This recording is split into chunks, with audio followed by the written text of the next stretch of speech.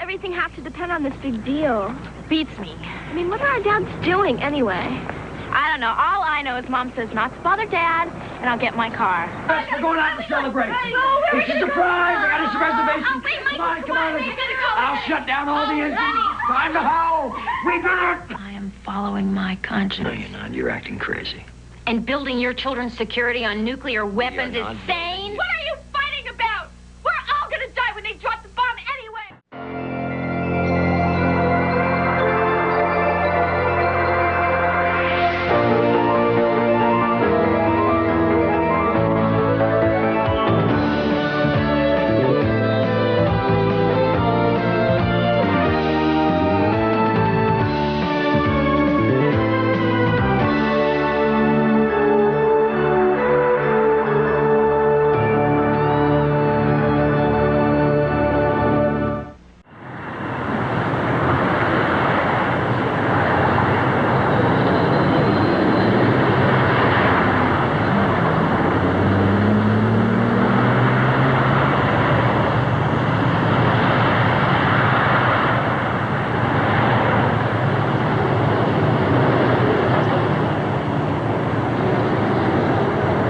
Explain the decline on Wall Street.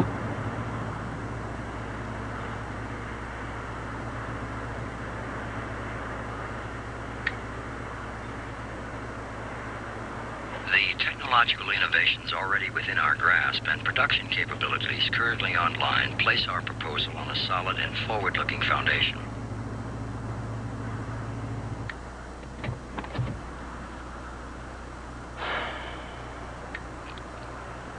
The bottom line of our proposal to supply Overdyne Corporation with microprocessors represents an extraordinary opportunity for our company.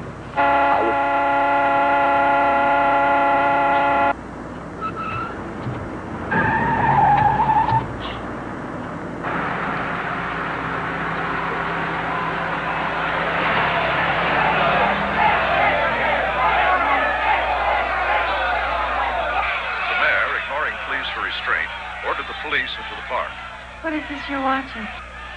For civics class. I hate it. Why are the police hitting them? All they want is peace and human rights. You were alive then, weren't you, Mom? Yeah. I was just a little older than you are now. But something like this couldn't happen again, could it? I don't know.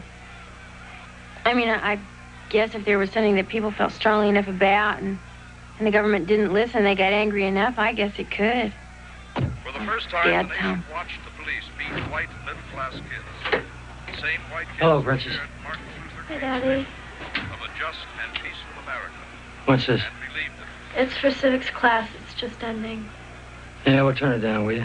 The old man's had enough war for one day. Hi, love. Sorry I'm late. Where's Mikey? Did you eat? Hi, Mike. Hi, Dad. What's going on here? Oh, we're having an invasion. Who are the good guys? The good guys are these planes, these little cars. Is this a bad guy? This is a good bad guys guy. launch a guided missile.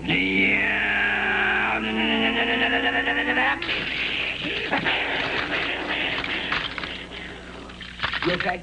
Yeah. Okay. And the missile survived. It's time to wrap this up and get to bed, look. Okay. Are you ready to eat? No, I'm not hungry. We can't be reheated again. I don't know what to tell you. I'm just not hungry. Guess you just have to throw it out. I worked all afternoon. Fine, I'll throw it out. Is this all the mail?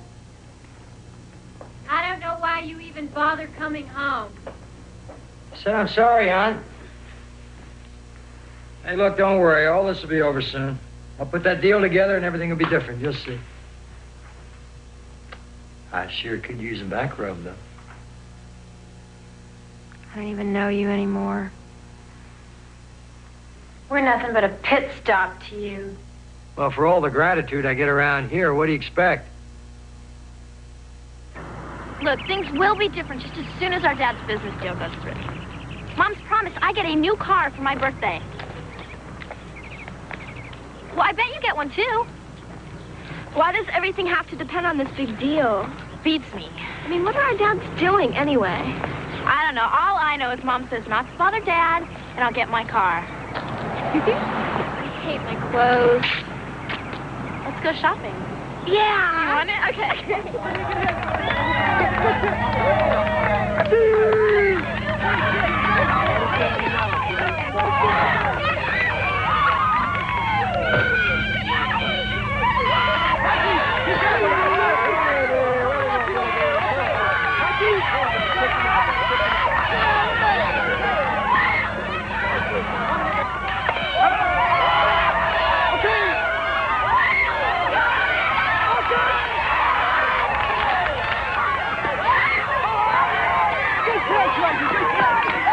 Wow! That was some catch you made, buddy. Thanks. Jacket. I didn't make any hits. Oh, well, you're doing pretty good. A little more practice, you'll be fine. Dad never has the time. No, Dad's working awful hard right now. I pitched too, if you ask me. Well, girls don't know how to pitch. And I'll never get as many hits as Bruce. Yeah, well, maybe not. So what?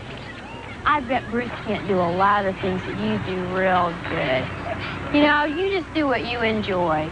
I enjoy hitting the ball at least once.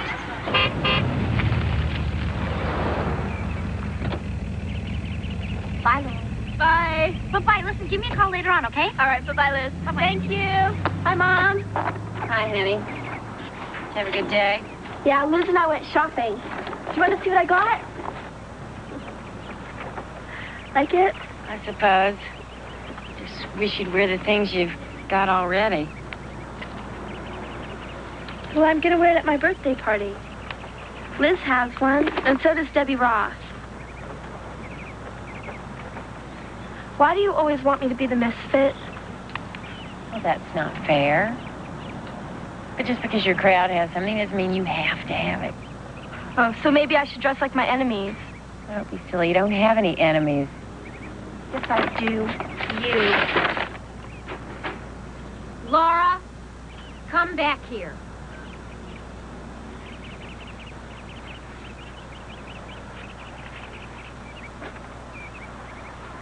Where'd you get the money to pay for that blouse? It was on sale, half price. Liz lent it to me.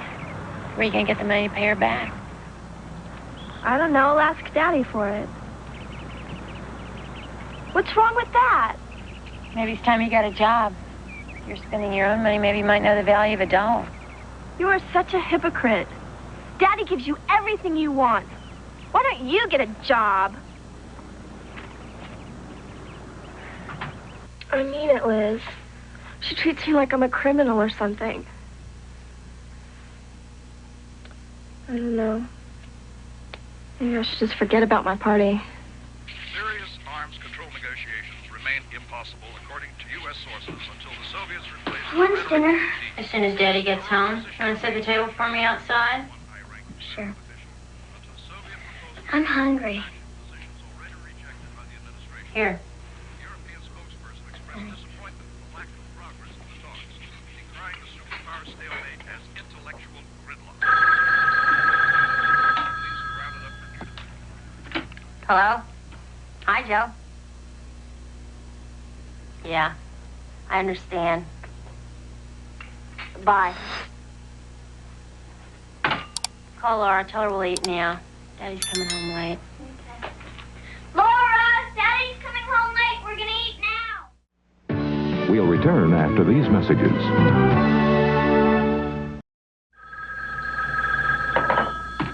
Hello? Yes, this is she.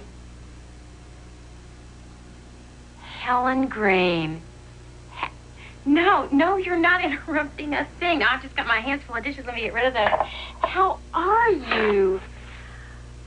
I have thought so much about you. No, you know they moved right after you did. Mm-hmm. Mm-mm. No, I haven't seen her in years. No, Joe just came in.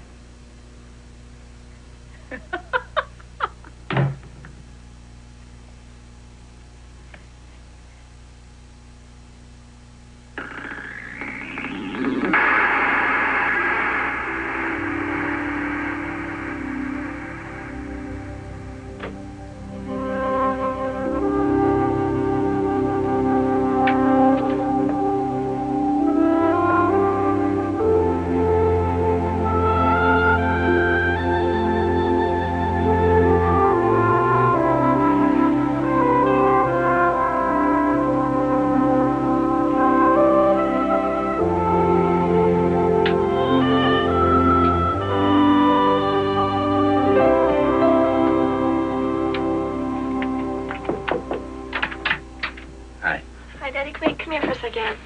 I can't get this to work. Watch.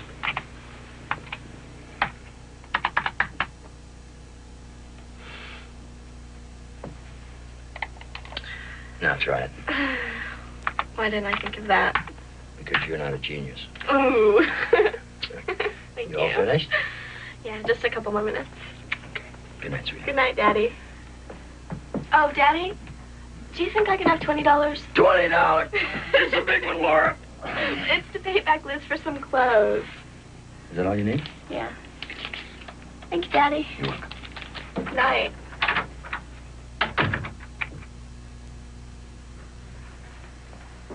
Did you? Mm-hmm.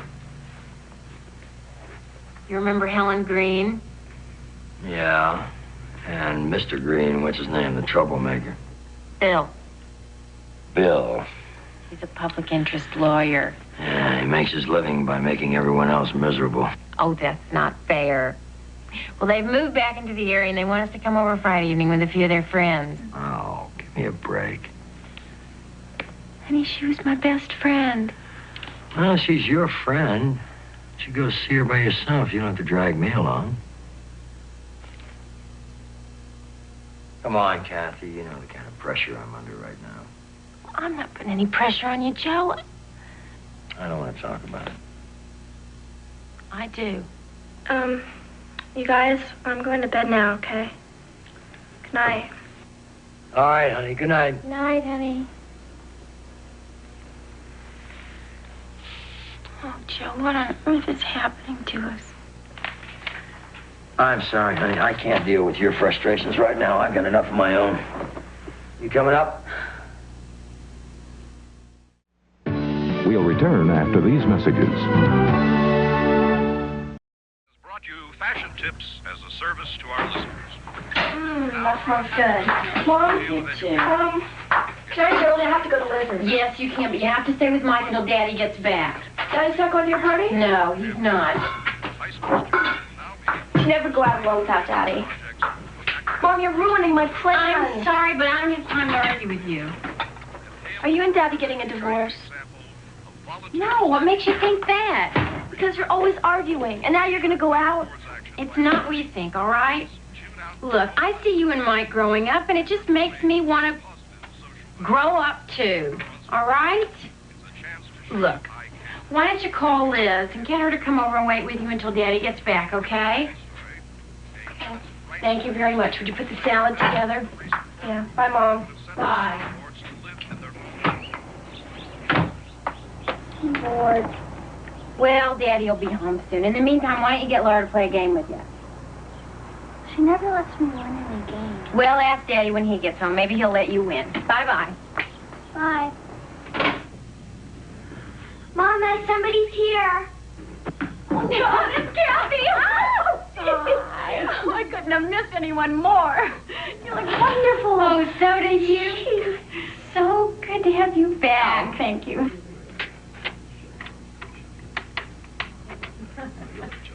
Excuse me. Excuse me, everyone. If I could have your attention, please.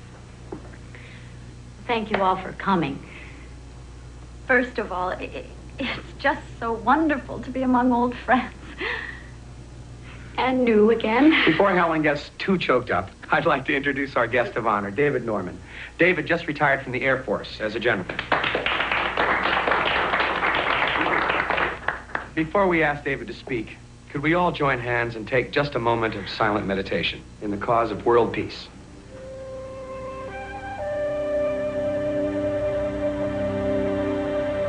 David? Oh, sit down, make yourself comfortable, friends. You know, it's hard to imagine someone not liking to hear a retirement speech. No, me neither. No, I'm here because I'm concerned, as I know everyone here is, with the future. Our children, our nation, and this planet. And from my perspective as a general, more importantly, as a father, a grandfather, and a citizen, I'm worried. Especially for our children. I'd like to show you why in just a few slides. If you just sit and relax.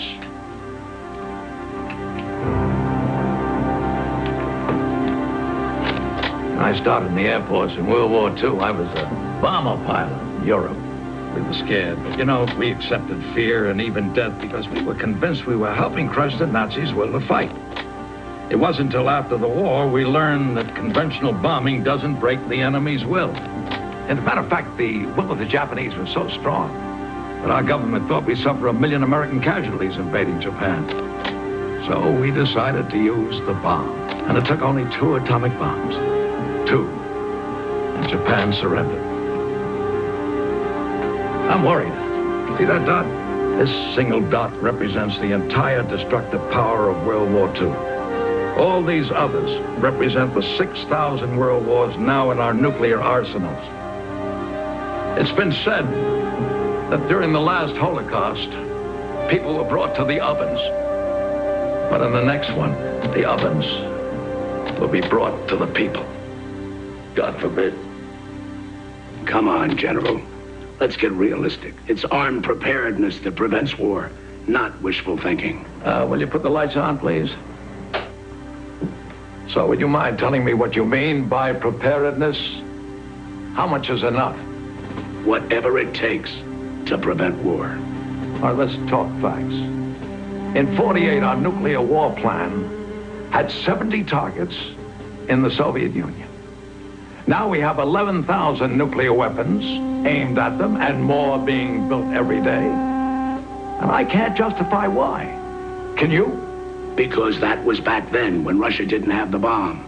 And this is now when we both have it. Then let's talk about the Cuban Missile Crisis because we both had the bombs then. And we almost went to war with Russia over 42 missiles. And now they have more than 9,000 aimed at us. That's exactly my point. No one feels more secure because security, measured by the number of weapons aimed at each other, is insecurity. It's madness.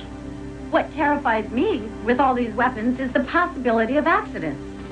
I mean, there's no telling the consequences of an accident. And the technology just keeps breaking down. It's madness. And it's attacking us. Like a cancer.